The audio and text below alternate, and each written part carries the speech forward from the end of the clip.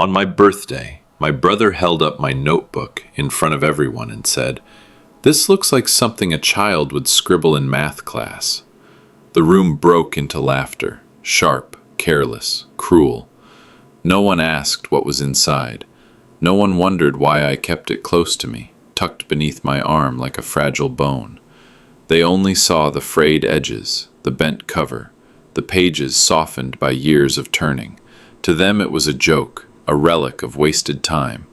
To me, it was the one thing I had never abandoned, the one thing that had never abandoned me. I felt the heat crawl up my neck as their laughter swelled. Some tapped the table with their knuckles, others exchanged smirks, and someone muttered, "Still carrying that silly thing around?" The words struck harder than the laughter itself, because they revealed the verdict I had lived under for years. I was ridiculous. Not brilliant, not inventive, just ridiculous. I swallowed air and forced my hands to stay steady, but inside me, shame and rage tangled until I couldn't tell where one ended and the other began. What they couldn't see was that this notebook was more than paper. Its spine carried nights when I stayed awake until dawn, sketching the skeleton of an idea that refused to die. Its pages bore smudges of oil, traces of graphite, faint burns from when I dropped ash while writing hunched in the basement. Every formula, every crooked diagram was a step in a language I had taught myself, one I knew would someday be understood. But in that room, with their eyes on me, all of it was reduced to a punchline. I remembered the first time I dared to show a page to someone outside the family, years ago. I had held it out like an offering, my pulse pounding in my throat, and he had barely looked before handing it back with a grin. "Cute," he said. Cute. As if all those hours, all those nights, were a child's game. That word clung to me like mildew, growing in the dark corners of my memory, so that now, every laugh in the room echoed it. Cute, useless, boring. They didn't know that when I pressed my palm to the cover, I could feel the faint grooves where my pencil had dug too deep. They didn't know that sometimes I held it close, not to protect the pages, but to remind myself I was still capable of creating something that no one else could see. To them it was scraps. To me it was survival. But humiliation has a way of sinking deeper when it comes from those closest to you. Their laughter wasn't just noise, it was dismissal. The confirmation of a lie I had spent years resisting, that I was nothing more than a dreamer with stains on his hands. And so I sat there, silent, letting the fire rise quietly inside me, because I knew something they didn't. That notebook they mocked wasn't a child's toy, and it wasn't a relic of failure. It was the first draft of a patent, the kind of draft that could shift the ground beneath their feet if they only knew how to read it. The laughter faded eventually, replaced by clinking glasses and casual chatter, but I didn't hear any of it. My hand rested on the notebook, steady now, almost defiant. They thought they had mocked the weakest part of me. What they didn't realize was that they had just mocked the blueprint of their own future. Friends, let me pause for just a moment. Tell me in the comments, where are you listening from? Have you ever had something precious to you mocked or dismissed, only for others not to understand its true value? I'd love to hear your story. And if this journey resonates with you, please consider subscribing and sharing this video. By doing so, you help us grow and bring more of these stories to life. Now, let's continue. The notebook was never light. Not in the hand, not in the memory. Its cover bent with age, its spine cracked like an old joint. But it carried far more than paper. It carried the weight of nights when the world was asleep, and only the scratch of my pencil insisted that I still had something left to give. It carried the sound of dripping pipes in the basement, the flicker of a single lamp bulb that hummed above me while the house above breathed in its sleep. It carried the echo of questions I had no one to ask, formulas I scrawled in frustration, and sudden solutions that felt like lightning breaking open the dark. For others, it was only marks. Equations half finished, diagrams smudged with fingerprints, corners bent where I shoved the book hastily into my jacket before leaving for work. They could not see how each uneven line carried the heat of a fight between despair and determination. They saw childish sketches. I saw architecture, engines, and pathways of thought that were never given a stage. They saw nonsense. I saw the one map that had kept me alive when everything else pressed me down. Sometimes late at night, I would open it just to hear the sound of pages turning. A soft, familiar sound, like the rhythm of a heartbeat, steady, constant, mine. My fingers knew where the margins hid the smallest notes, where a faded coffee ring marked the day I almost threw it all away, where a dark ink blot showed the moment my hand had shaken so violently from exhaustion that the pen slipped. The notebook was alive, in the way only something written through blood and bone can be alive, and yet I never showed it willingly. It wasn't pride that kept it hidden, but fear that if someone else held it, they would see only scribbles and laugh again, stripping away what little dignity I had left. So I carried it everywhere, close, pressed against my chest or tucked under my arm. People joked that it was a superstition, like a talisman I couldn't let go of. They didn't understand that it wasn't superstition, it was survival, because inside those pages, I had carved proof of a mind that worked in ways they refused to see. Proof that I was more than the role they had assigned me, a repairman, a dreamer, a failure. Every formula was a protest, every sketch a declaration that my life was more than repetition and ridicule. When I flipped through the notebook, I wasn't just revisiting old notes. I was reminding myself that my existence mattered, that my hands and mind could leave behind something greater than the ridicule echoing in crowded rooms. The notebook had grown heavy because it held more than ideas. It held the years I had given up explaining myself, the betrayals I had swallowed, the laughter I had endured. It held every moment of silence where I should have spoken, but didn't. Every choice to keep building in the shadows rather than risk more humiliation in the light. It wasn't just a record of what I had imagined. It was the evidence of what I had survived. So yes, when I carried it into that room and they mocked it, they thought they were mocking a pile of paper. But in truth, they were mocking my pulse, my lungs, the fragile scaffolding of my spirit. They had no idea how much weight those pages carried. They had no idea that one day that very weight would tip the balance of everything they thought they knew about me. It did not happen in front of strangers, but in the kitchen, where the walls still carried the smell of bread and steam from the kettle. The notebook lay on the table, open just enough to reveal a page of half-finished equations and a drawing that had stolen hours of my night.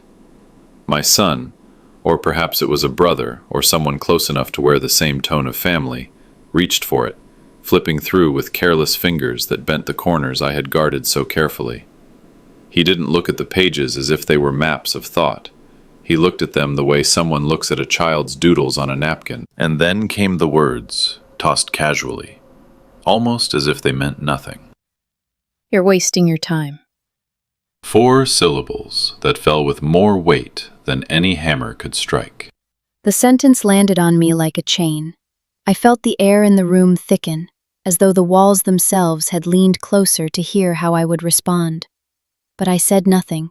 I reached for the notebook as though it were fragile glass, even though I knew it had endured far worse than careless hands. I closed it gently, because slamming it shut would have revealed too much. Those words, spoken in the offhand cruelty of familiarity, did not fade. They etched themselves deep, not as fire but as acid, slow, burning through the marrow of my resolve.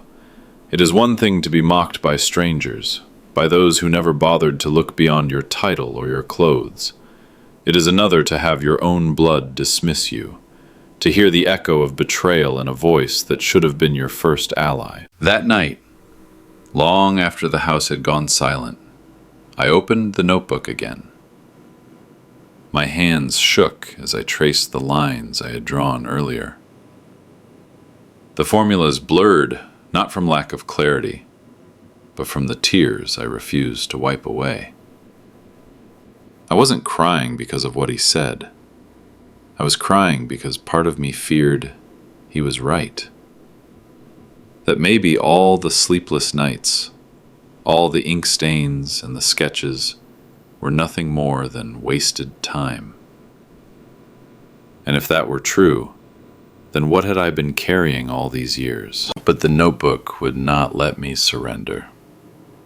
Each page seemed to whisper back, I hold something. I matter.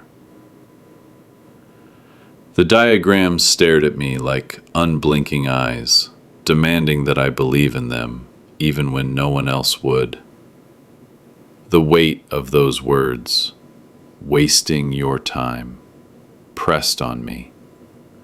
But so did the weight of the notebook itself.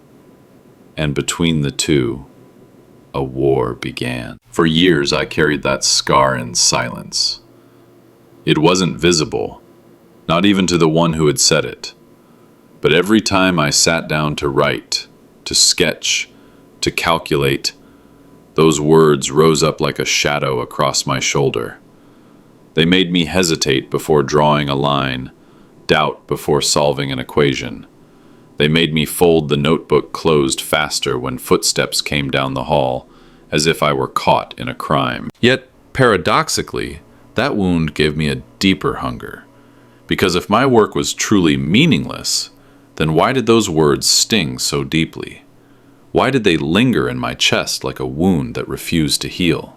Somewhere inside me I knew the truth.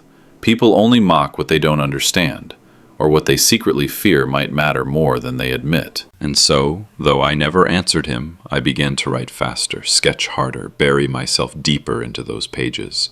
It was as if I wanted to prove to the notebook itself that I would not abandon it, even if the world abandoned me. His words had left a scar, yes, but scars, if carried long enough, turn into reminders. And that reminder was simple. I could not stop. Because if I stopped, then they would be right. The basement was never meant to be a sanctuary, but it became one. A low ceiling pressed down on me like the weight of silence. Pipes creaked overhead with the rhythm of old bones, and the air smelled of damp concrete and forgotten things. Yet down there, at the old wooden table scarred by years of use, I felt closer to something alive than I ever did upstairs among voices that didn't listen. The lamp above me flickered, a weak pulse of light, as if it too was exhausted but unwilling to die out completely. Its hum filled the spaces between the scratching of my pencil and the ragged breaths I didn't realize I was holding. Pages of the notebook spread out before me like a battlefield. Erasures, scribbles, corrections, arrows that darted across margins like soldiers in retreat and attack. The pencil broke often, its tip snapping against the paper as if the graphite itself was protesting the pressure I placed on it. My fingers ached from gripping it too hard, my nails dark with the residue of ink and graphite. Still, I pressed on, because these lines, jagged and imperfect, carried a truth that no mocking word could erase. They weren't just drawings, they were confessions, attempts to pull into existence the thing I felt beating beneath the surface of the world, but could never quite explain aloud. Above me, the house slept. Footsteps quiet, voices gone. The basement became the place where the world could no longer tell me I was wasting my time. Down there, time belonged to me alone. Hours dissolved. Midnight would slip into dawn, and I wouldn't notice until the first gray light leaked through the narrow window, laying a tired hand across my table. My body would ache, my eyes would blur, but my soul felt awake in those hours in a way it never did under the sun. Every diagram I drew seemed to breathe, Lines curved and met like conversations long overdue. Formulas knitted together like pieces of fabric pulled from separate looms. There was order in the chaos of the page, a logic that defied the laughter I had heard upstairs, the dismissive voice telling me I was wasting everything. If my work truly had no worth, why did my heart steady itself each time the pencil met paper? Why did my chest loosen, as if I had been holding my breath all day, only to finally exhale here? The lamp flickered harder, its light threatening to give way to the dark. I leaned closer, refusing to stop, not because I thought the world would one day recognize these pages, but because I needed them.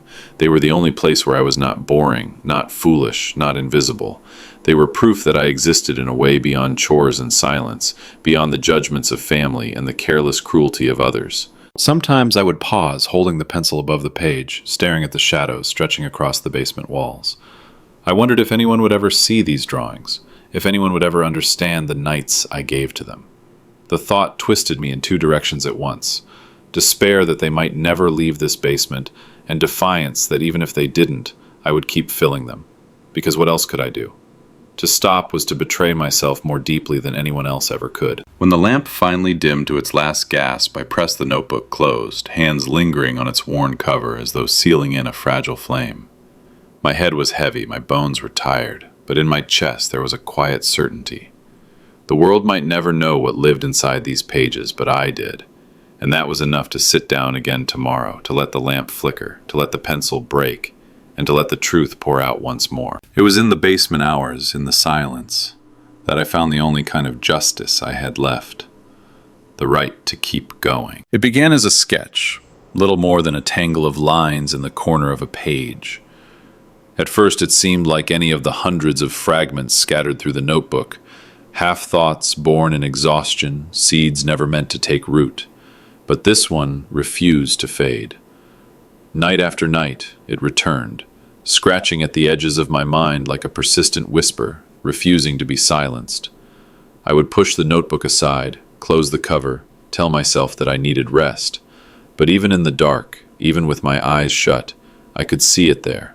A mechanism, simple yet profound, pulsing with potential. It wasn't invention for invention's sake. It was survival, dignity, the promise of giving people more than what the world had resigned them to.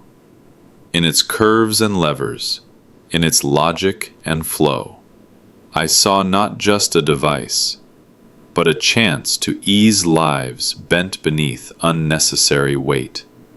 It was practical, grounded, but carried a beauty too, a marriage of necessity and grace. And I could not walk away from it.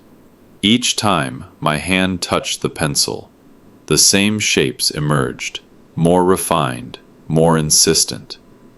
It was as though the idea lived outside of me, demanding that I be its keeper until it was ready to breathe on its own. The ridicule only made it stronger.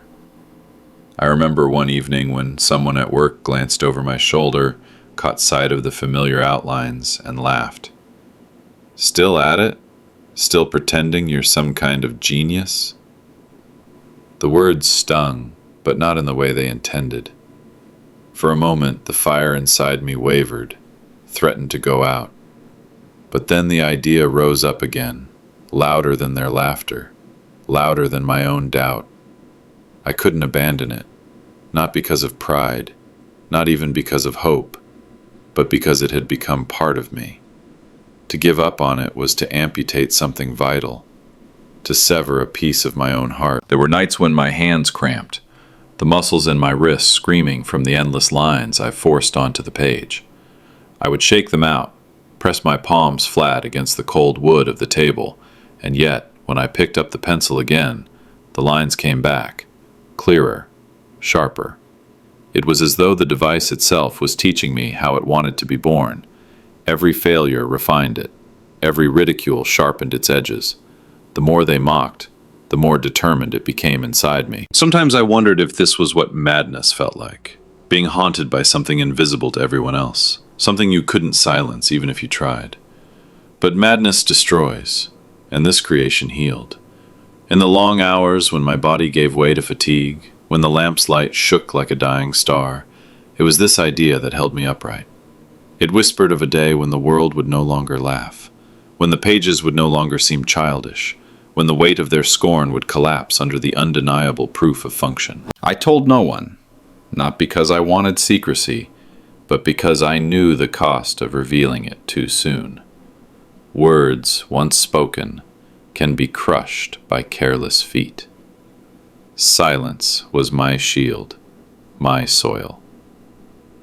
In the quiet, I nurtured it like a fragile root pushing through stone, guarding it against storms of ridicule and neglect. And still the idea grew. It wouldn't leave me, no matter how I tried to set it down.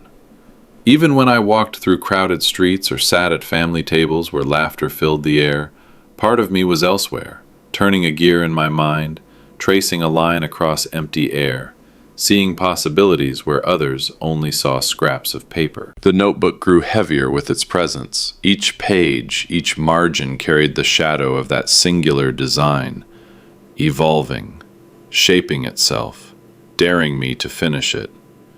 And in that weight, I found something I hadn't felt in years: purpose. Mockery could humiliate me, could bruise my pride, but it could not kill what lived on those pages, because the idea was stronger than their laughter. It was stronger than my exhaustion. It was the one thing that refused to let me go. And deep down, I began to realize, maybe it wasn't me holding on to the idea. Maybe it was the idea holding on to me. I had polished the pages for weeks, rewriting the diagrams in neat lines, smoothing the rough sketches into something that might be understood by eyes less patient than mine.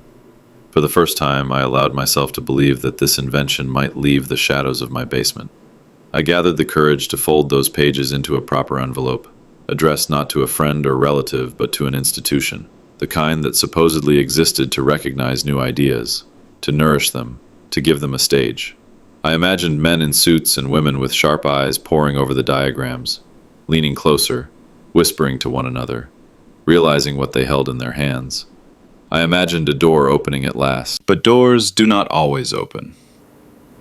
Sometimes they look directly at you and stay shut, as if welded in place. The first letter came back weeks later, not even opened, the envelope scarred with ink that simply said, "Return to sender." I told myself it was a mistake. I tried again, this time to another office, attaching a polite note, explaining my hours of work, my belief in its potential. Silence. Then another silence. Silence so loud it pressed against my ribs until I felt hollow. Eventually, I carried the diagrams to an office in person. I waited in a lobby that smelled of disinfectant and stale coffee, clutching my notebook like a child holds a fragile toy. After 2 hours, someone emerged. Not a professor, not an engineer, just a clerk with weary eyes. He took the folder from my hands, promised to deliver it. A week later, the same folder arrived at my door, untouched, as if it had traveled only to confirm what I already feared. My words and lines, my restless years, were not welcome in the world they were meant for. That night, I laid the notebook on the kitchen table. Its pages were smudged with fingerprints from my own hands, but now they carried another mark: rejection, not spoken, but implied. I stared at it until the lamp above buzzed into silence, and for the first time, I wondered if they had been right all along. The family who laughed, the colleagues who dismissed me, the voices that said, "It's childish, it's nothing." I could have thrown it away. God knows part of me wanted to bury the shame of believing I was capable of something greater, to rid myself of the weight of hope. But when my hand reached toward the trash, I couldn't do it.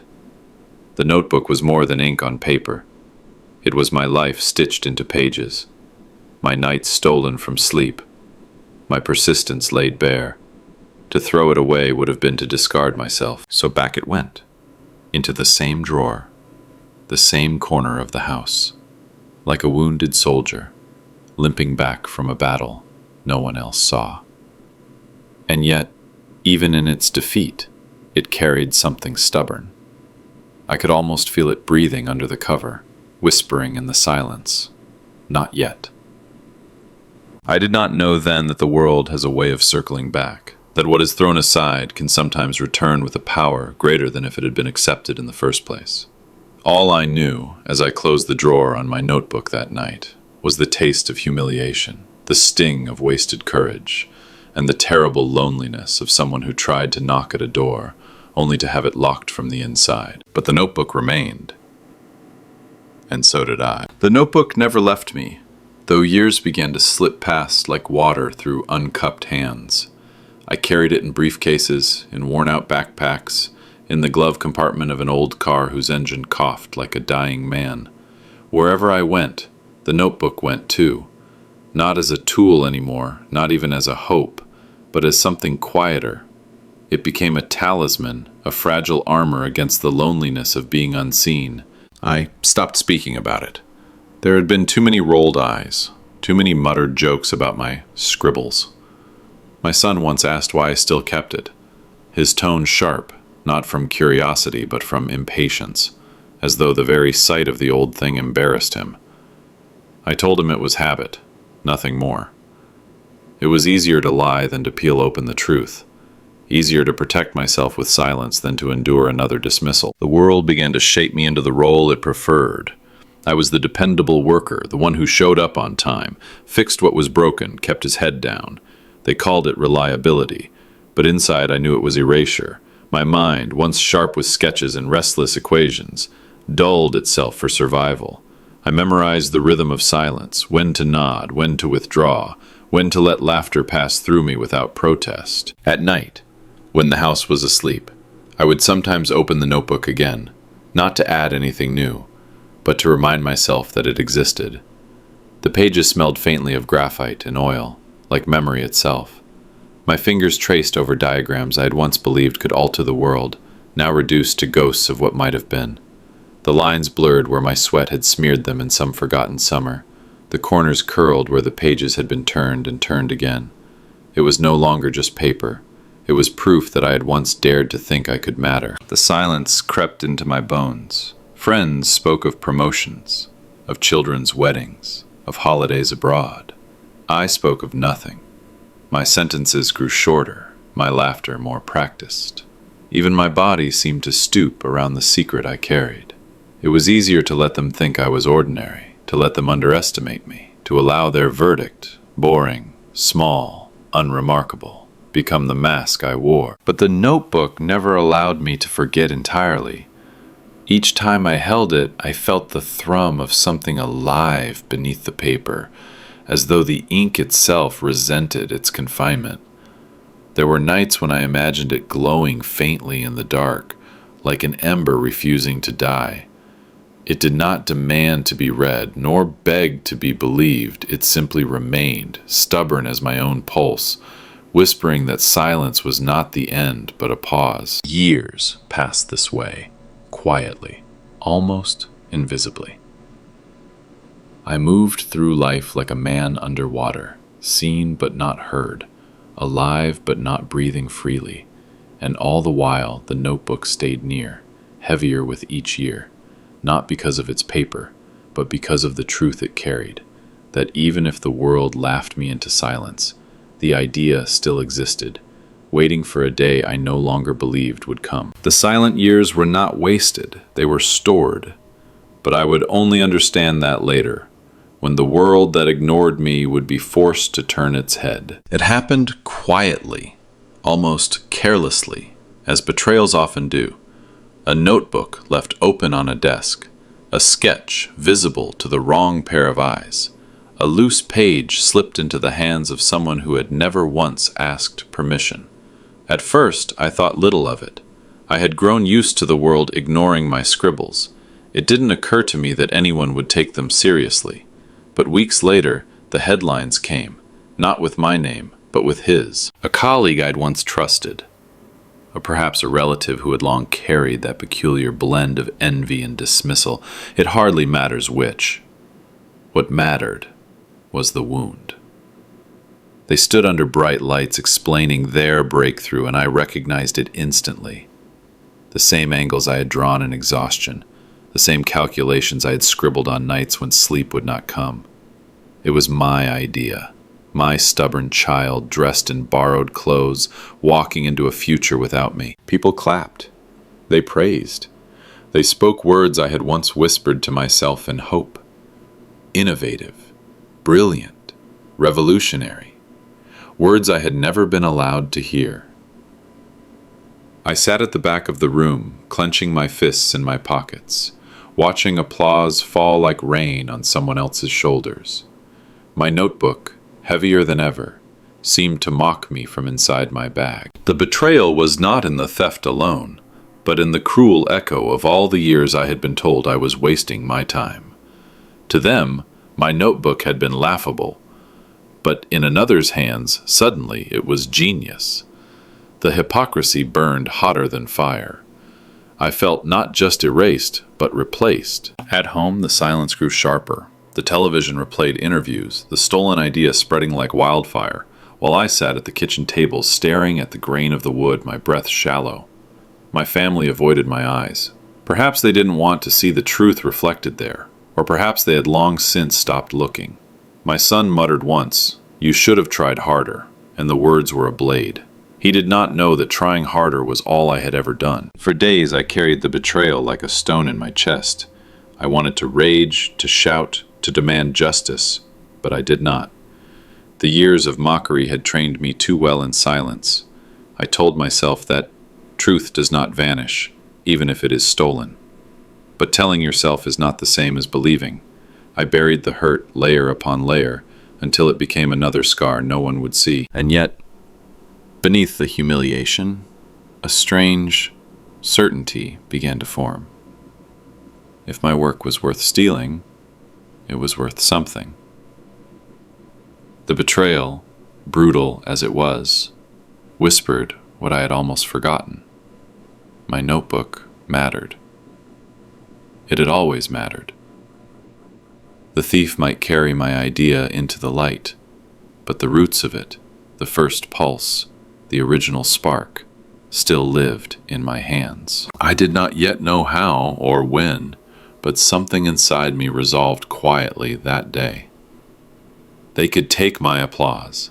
They could take my credit, but they could never erase the fact that the notebook was mine, and someday the world would have to face that truth. It happened in the quietest of moments, long after the betrayal had hardened into a scar. I was sitting at the edge of a cluttered workbench, the notebook open beside me, its pages curled at the edges from years of restless hands. The basement smelled of dust and oil, and my lamp trembled with every flicker of the old bulb. I had grown used to being alone with these pages. They were my burden, my secret, my curse. But that evening, I wasn't alone. A young student, an intern fresh from university, assigned to shadow the experienced technician, lingered in the doorway. He was supposed to be learning about pipes, about wiring, about the unglamorous mechanics that keep buildings alive. Instead, his eyes caught the open notebook, the strange geometry, the impossible angles that even time hadn't managed to dull. He walked closer, hesitant, as if afraid the paper itself might breathe. I wanted to close it, to shield it the way one shields an open wound, but something in me hesitated. Perhaps it was exhaustion. Perhaps it was a flicker of hope I had buried so deeply I forgot it was there. I let him see. He bent down, tracing the sketches with his gaze, his lips moving silently over formulas he didn't quite understand. His brows furrowed, not in mockery, not in dismissal, but in concentration. When he finally looked up, there was no laughter, no smirk, no wave of the hand. Only one question, quiet but sharp as a blade cutting through years of noise. "Is this serious?" The words hung in the air, fragile and yet heavy. They were the same words others had spoken before, but never in this tone. No mockery, no ridicule, just wonder. For the first time in years, I felt seen. My chest tightened, and for a moment, I couldn't breathe. That single question undid something inside me, something I had built carefully, brick by brick, my wall of silence. The stone cracked. I felt the echo of nights spent hunched over this very notebook, pencil digging into the paper until my hand cramped, chasing an idea that refused to leave me alone. And here, in this basement where dreams usually came to die, someone else had recognized it, not fully, but enough to sense the weight of it. I didn't answer him right away. My throat burned with words I wasn't sure I could trust myself to say. Instead, I looked at him the way you look at someone who has unknowingly stepped into a sacred space. And slowly, I nodded. His eyes widened and something shifted in the air. Respect. That elusive thing that had been denied me for so long, now flickering in the gaze of a boy barely beginning his own path. He didn't understand the depth of the notebook, but he understood it wasn't a joke. That was enough. After he left, I sat in the silence, trembling.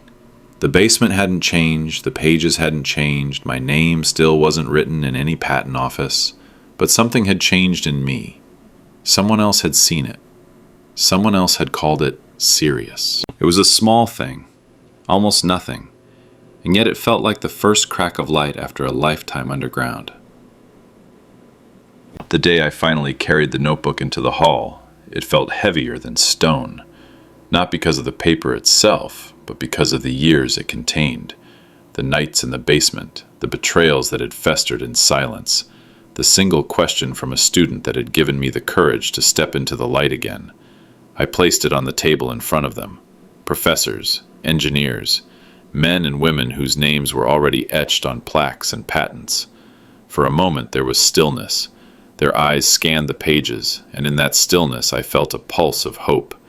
Perhaps they would see what the boy had seen. But silence does not last in rooms built on pride. The first voice cut through like a hammer. "This is a forgery." Another followed. "This isn't engineering, this is fantasy." The sound spread like fire through dry grass, each voice sharper, louder, each word designed not to weigh the truth but to crush the hand that carried it. They laughed, though not the laughter of amusement. It was sharper, crueler, the laughter of fear disguised as authority. "We already have patents for these ideas," one man said, flipping through my pages with the contempt of someone dismissing a child's sketch. "Real patents, registered, documented, not some scribbles in a dirty notebook." Every syllable was a strike against the years I had carried that notebook like an organ outside my body. Each accusation reverberated inside me, echoing the betrayal of my colleague who had stolen my idea long ago, the smirk of my own son when he told me it was all a waste. The notebook lay there, fragile and unarmed, as if it too could feel the blows. I stood in the middle of the noise, feeling their voices as physical force, hammers against my ribs, chisels carving away my dignity. My throat burned with all the nights I had bitten back the urge to defend myself. I wanted to shout, to scream that these pages had been born in silence, written when their lights were off, when their offices were locked, when the only witness was the hum of a dying lamp. I wanted to tell them that this was not fantasy, not invention plucked from air, but necessity, the kind of necessity only sleepless hands can know. But the room was not made for truth. It was made for winners and gatekeepers. Their words filled the air like smoke, choking, smothering, and yet, beneath their fury, beneath the sharpness of their accusations, I saw it. The flicker in their eyes when they glanced at certain drawings. The way one professor's hand lingered too long on a formula he claimed was nonsense. The way another shifted uneasily before joining the chorus of denial. They had seen it, even if they would not admit it. They knew, deep down, that the notebook was not fantasy, it was threat. The voices thundered on. Imagination, delusion, waste of our time. And I stood there, my hands trembling not with weakness but with the effort of holding them still. For years the notebook had been mine alone. In that hall, as they ridiculed me, I realized something unexpected. Their anger was proof that what I carried mattered. You do not mock what is irrelevant. You do not fight what is empty. Their fury was not dismissal, it was fear, dressed as scorn. Still, the scars deepened. I gathered the notebook when they finally waved me away like an intruder. The laughter followed me out of the hall, echoing down the corridor, a sound I knew too well. But this time, it did not sound the same.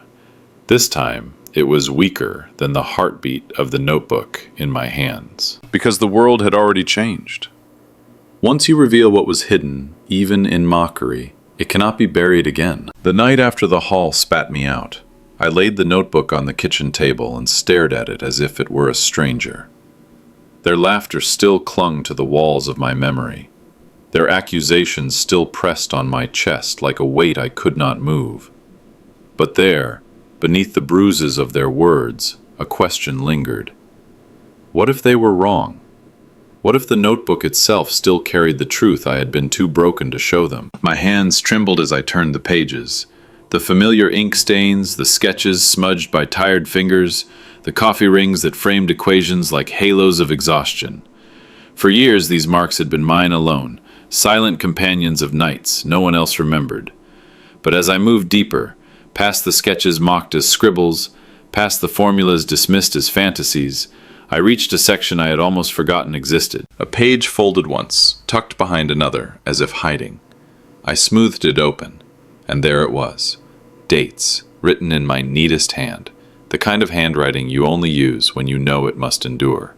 Beside it, the signature of a witness, a friend long gone, one who had sat with me that night and said softly, "You have something here." And at the bottom, faint but unerasable, the blue smudge of an official stamp, ink faded with time, but still there, still legible. It hit me like a tide rushing in. This was not only an idea, not just scattered notes in a dreamer's notebook. This was the first draft, the seed, the document that had been alive before the patents, before the theft, before the years of silence. The proof was here, not in my words, not in their dismissals, but in the lines of that page. The date, years earlier than the patent my colleague had claimed. The signature, a witness they could not erase. The stamp, a mark that said, "This passed through official hands, once, long before they pretended it didn't exist." I leaned back in my chair, breath ragged, as if I had just unearthed a body long buried and now returned to life. For so long they had called it fantasy, a waste of time, a lie dressed as invention. Yet here it was, irrefutable, undeniable. Not just a notebook, but a relic of origin, a birthplace. I imagined the faces in that hall if they had seen this page. The silence that would have followed, heavier than all their laughter. The way their accusations would have faltered when confronted not by my trembling defense, but by the unshakable weight of ink, date, signature, stamp, evidence, proof, justice bound between fragile paper fibers. Tears burned my eyes, not of weakness but of release. I had carried this notebook for years as if it were only mine, a fragile pulse beating under ridicule. But tonight it became something else, not a shield, not a wound, but a weapon, a truth they could not laugh out of existence. The proof had always been there, waiting, patient as stone, and now, after all the years of silence, it was ready to speak. The hall, once swollen with laughter and dismissal, fell into a quiet so heavy it felt physical, like fog pressing against the chest. For a moment, even the hum of the lights overhead seemed to recede, leaving nothing but the sound of pages trembling between my fingers. I had turned the notebook so all could see, the date inked in steady strokes, the witness's name beneath it, the faint but unbroken stamp that confirmed its place in history. No words of mine were needed. The paper spoke in a voice older and firmer than any of theirs. The silence was not reverence. It was recognition disguised as shame. Those who had laughed the loudest now shifted in their chairs, their earlier confidence draining from their faces like water from a cracked vessel. I saw their lips parting, ready for excuses that never arrived. Their eyes betrayed them. They darted toward the floor, the ceiling, each other, anywhere but the page I held. Because they knew the foundation of their certainty had just crumbled. For years they had called me foolish. They had rolled their eyes at the sight of this battered notebook, treating it as clutter, as delusion, as evidence of a man who did not know when to give up. But here, in front of everyone, the object of their mockery revealed itself as something else entirely. The beginning. The first line in a story they had pretended I never wrote. I did not raise my voice. I did not gloat. My silence joined theirs, but mine was different. It was not the silence of fear or shame, but of justice settling into place. Every second stretched long, and in that stretch the balance shifted. The power no longer sat with their derision. It rested in my hands, fragile as the pages, but undeniable in its weight. Somewhere in the back, the young student who had first asked if it was serious leaned forward, eyes wide, almost trembling. For him, this was proof not only of invention, but of endurance, of how truth can be buried under mockery, yet still survive, waiting for the moment it is finally unveiled. I looked out across the room and saw my reflection in their stunned expressions, not the version of me they had painted with their ridicule, but the one I had always known in secret. Not a dreamer wasting his nights, not a fool scribbling in margins, but the origin, the source. The silence deepened, thick and awkward, until even their breathing betrayed unease. They could no longer laugh, they could not dismiss, they could not explain away. The very sound they had used to wound me was gone, stripped from their throats, leaving only the raw air of truth they could not reshape. And in that silence I finally felt it. Justice. Not in applause, not in their reluctant nods, but in the absence of their laughter. A space where mockery had lived, now emptied, never to return the same. The notebook lay open, like a verdict, and every pair of eyes in that hall was forced to read it. It happened quietly, but the quiet struck harder than any thunder. Chairs creaked as people shifted uncomfortably, trying to pretend they hadn't just spent years dismissing me. The notebook lay open on the table like a wound finally uncovered, the ink still sharp despite the decades. And then, one voice, not from the elders who had built their reputations on rejection, not from the colleagues who had sneered, but from the youngest among them. The student stood. His hands trembled slightly, but his voice carried with the force of truth, unburdened by pride. "This," he said, pointing not at me, but at the pages, "is the foundation. This is the original draft. The real patent began here." His words were simple, but they sliced through the dense silence like a blade. For years I had dreamed of someone, anyone, seeing what I saw in those pages. Not just lines and scribbles, not just circles and half-erased numbers, but a pulse, a seed, a vision waiting to be born. And now, finally, the words were spoken aloud, not in private whispers to myself in a basement, but in a room that had denied me 1,000 times. The truth had been smuggled into the open, carried not by me, but by a witness whose honesty could not be dismissed. The council shifted. Pens tapped against paper, reluctant but restless.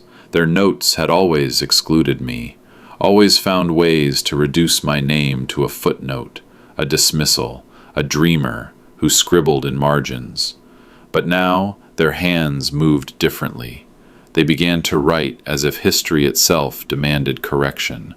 My name, my true name, not hidden, not mocked, was written into the record as inventor. I did not cry, though my throat burned. I did not raise my hands, though every bone in me longed to. Instead, I let the weight of the moment press against my chest and settle. This was not applause. This was not a parade. This was something more enduring, something that could not be taken back. Recognition. The student sat down slowly, his words still echoing across the chamber. In his eyes I saw not pity, not condescension, but respect. He had no stake in protecting me, no reason to flatter. He spoke only because silence would have been betrayal. And that was what made his voice powerful enough to undo years of ridicule in a single sentence. The elders avoided my gaze. Some scribbled furiously, as though trying to bury their shame in ink. Others stared at the floor, unable to reconcile the man they mocked with the truth they had just witnessed. But it didn't matter anymore. For the first time, the balance had shifted. Recognition is not loud. It does not shout down the years of mockery. It comes in quietly, like dawn breaking after a long night, steady and unstoppable. And in that moment, I knew, no matter how many times they tried to erase me, my name now lived where it could not be silenced again. The notebook had spoken. The truth had been acknowledged, and I, no longer just the dreamer in the basement, had become the inventor I always was. The hall was not filled with chandeliers or polished marble. It was plain, with wooden seats that creaked when students shifted and walls that carried the faint scent of dust and chalk. Yet for me, it might as well have been a cathedral. For years I had imagined speaking in such a room, not as an intruder, not as the subject of ridicule, but as a voice that deserved to be heard. And now, at last, they had asked me to stand at the front. I carried the notebook in both hands, not like a prop, but like a relic. It had been mocked, hidden, nearly discarded, yet here it was, the heart of everything. When I placed it on the lectern, the room seemed to lean forward. No one laughed. No one whispered. The silence had weight, and it pressed gently against me, urging me to speak. I did not begin with formulas. I did not begin with diagrams or calculations. Instead, I began with the truth no textbook ever writes, that invention is not born under perfect lights or polished steel, but in the margins of life, in sleepless nights when your children call you foolish, in cramped basements where the lamp flickers, in notebooks so worn that strangers call them childish. I told them that creation is not neat. It is raw, it is stubborn, it is lonely, and yet it breathes. Their faces shifted as I spoke. Some lowered their eyes, ashamed to remember the jokes they had once shared about me. Others raised their heads, curious, as though hearing an entirely new language for the first time. The students leaned in.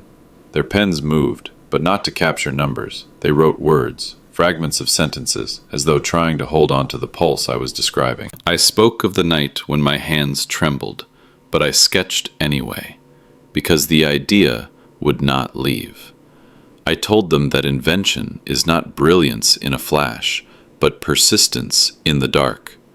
That the true test is not whether the world believes you, but whether you keep writing, even when no one does.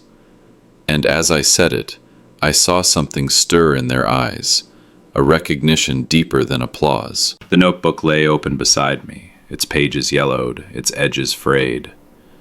I let them see the smudges, the uneven lines, the moments where my pencil broke and I pressed harder anyway. I wanted them to understand that genius is not perfection. It is faith that survives ridicule. And for the first time, they saw it not as a childish scribble, but as a living testament. By the time I finished, I realized my throat was dry, my voice almost gone. But the silence that followed was not empty. It was full, brimming, heavy. No one moved for a long moment, as if any motion might break what had just been placed in the air. And then, slowly, hands came together. Not a thunderclap of applause, but something gentler, more reverent. The kind of clapping that says, "We see you. We should have seen you sooner." I looked at them, at the faces no longer mocking but listening, really listening. And in that moment I understood. This was not about proving them wrong anymore. It was about proving that persistence has a voice, that silence can one day become song. It was the first lecture in my name, but it was also the first time I felt I had truly spoken. Months later, I walked through a hall where the light was dim but reverent, where footsteps echoed softly against polished stone, where people whispered without knowing why. It was a museum, not of kings, not of conquerors, but of ideas.